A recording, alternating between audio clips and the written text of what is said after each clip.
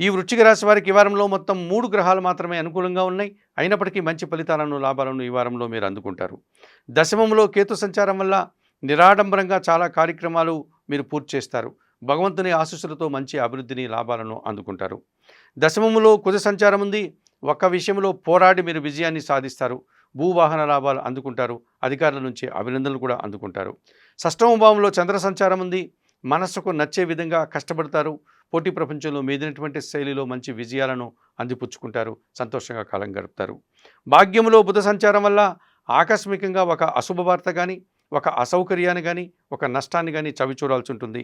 చతుర్థములో రాహు సంచారం వల్ల దుబారా ఖర్చులు, అలాగే ఆహార సంబంధమైనటువంటి వాటి వల్ల అనారోగ్యమయ్యేటువంటి సూచనలు కనిపిస్తుంది.